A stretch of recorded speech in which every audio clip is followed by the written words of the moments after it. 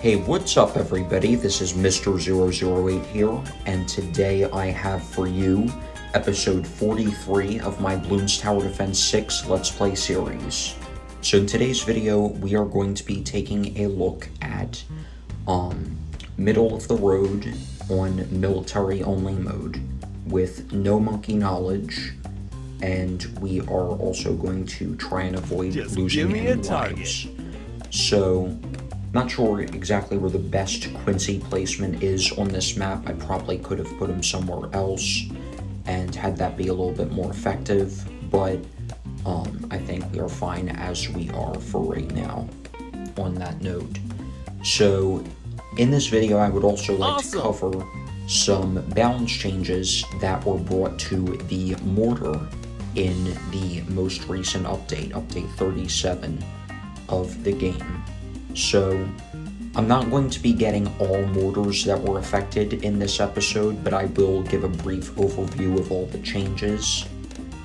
So, let me place my first mortar. I don't think it really matters where I get this mortar. Just go right around there. And there we go for now. Sweet. So, basically, there are some main changes that the mortar got. And first of all, the top path, which is what I think I'll be focusing on most in this video.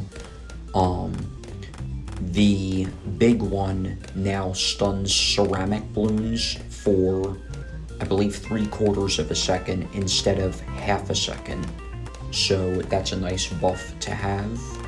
So let's get a couple of upgrades here. And the biggest one, the 5th tier, now stuns Moab class balloons for longer. I believe Moabs are stunned for half a second instead of 0.3 seconds. And BFBs and ZOMGs are stunned a little bit longer as well, I think. I forget the details and all of that, but I believe that they are stunned for a little bit longer. I'm not sure if DDT stun time was changed or not. Obviously you need camo detection for that either which way, and you would need that from a separate tower. Or you could use a signal flare, use another mortar along a different path to help yourself out. So, one of the things that I also want to cover in this video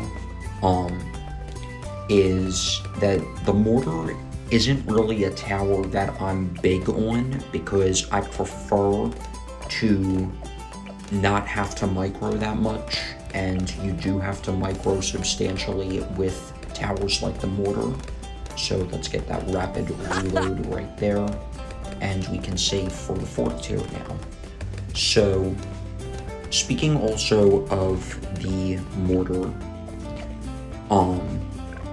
I know that it's not a very popular tower amongst most players, and I'm pretty sure the reasoning is the same as the reasoning I have for not being all that big on it. But occasionally it's fun to use here and there.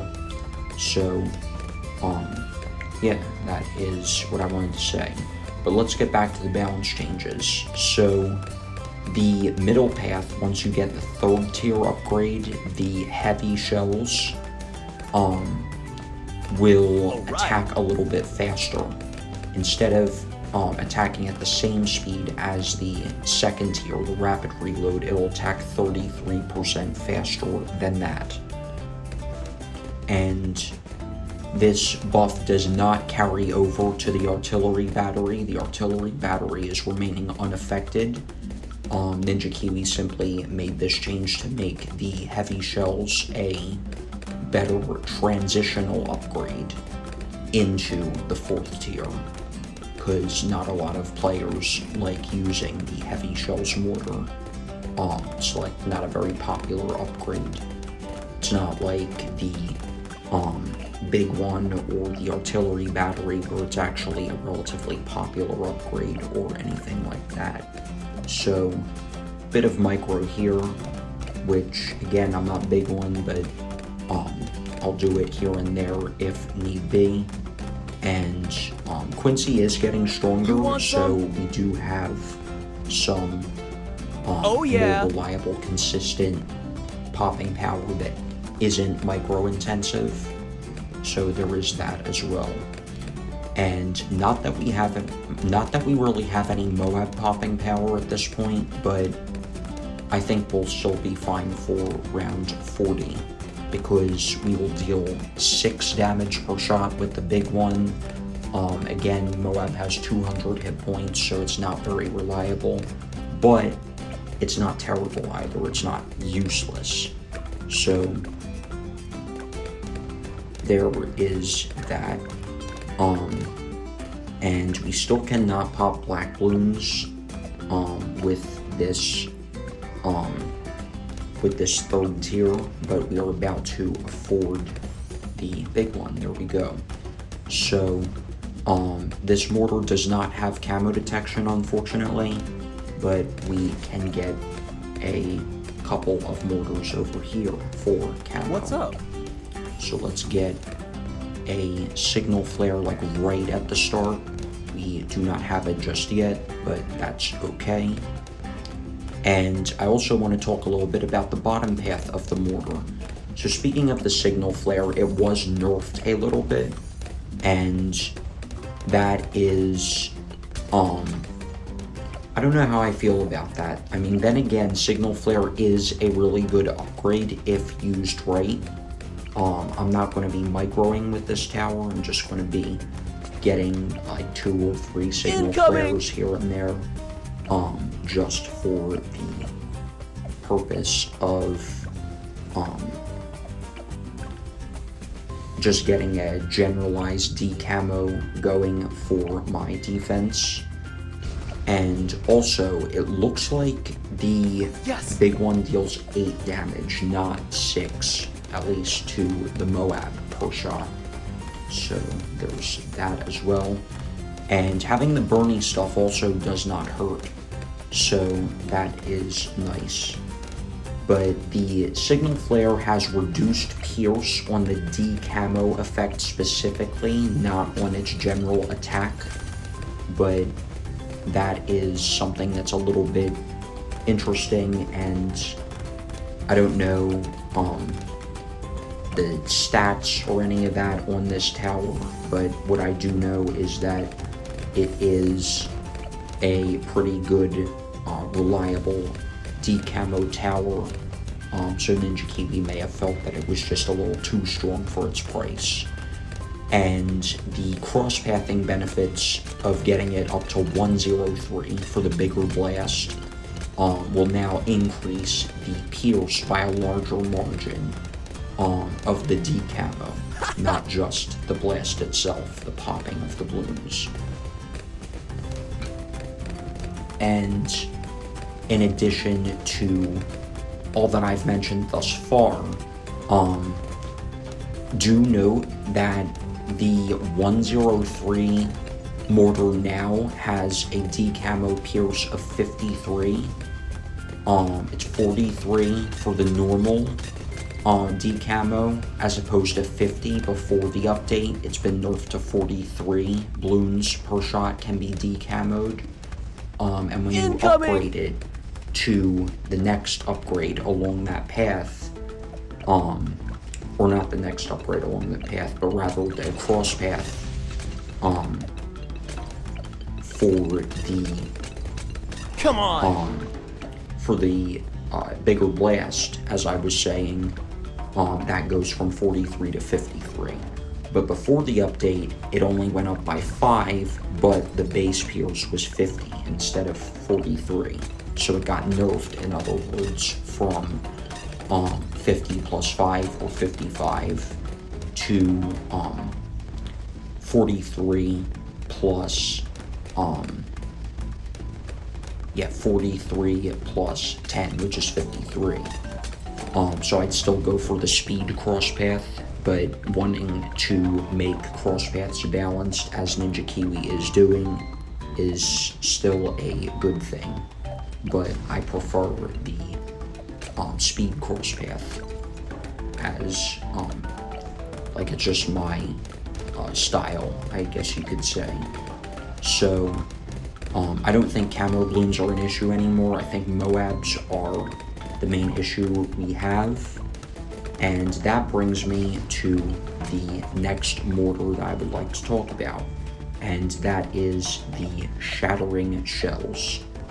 So, when you upgrade to the Shattering Shells, you will now get, I believe, a Moab DPS of 5 instead of 1. And so it's more steady of a transition into the Bloon Incineration. So you can see that the burning is popping the Moab layer a little bit better now that we got a Shattering Shells, but it's not anything crazy or like anything that's really good like that.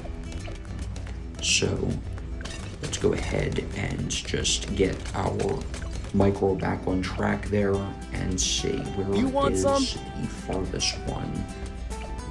Right there. I'll get so that the second and fourth ones have the Shattering Shells upgrade. I don't know if that's the best thing, but it is what we are getting for this. So, I could be using mortars better, I do know that, but for the sake of this video, I would like to just get as much as I can that is being affected by the balancing. So that is why I have the setup that I do right now. Is that all you got? So I'm going to use Quincy's Rapid Shot right there just to help against these Moabs, and I am going to restart that round because there was too much going on right there, and I could have lost. So incoming! It's not a problem with my skill or anything, it's just that there was a lot going on, and that's one of the other reasons I don't like mortars, is that 1, they're hard to use on mobile, and 2, I also don't like about mortars that they are, like that you can't micro all of them at once, or even a couple of them at once, like 2 or 3 of them at once. And because you have to do one at a time, it makes it a tower that you cannot just spam down. And even if you micro and you spam mortals, you're still going to do poorly. And that is something that I don't like about them. So here's the BFB round 60. Come on! And let's take down this balloon right here. And we will go here, just to micro like that.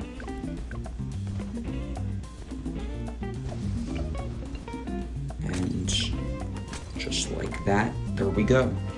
So, that's going to wrap it up for today's video, you guys, and we did not lose any lives. Nice.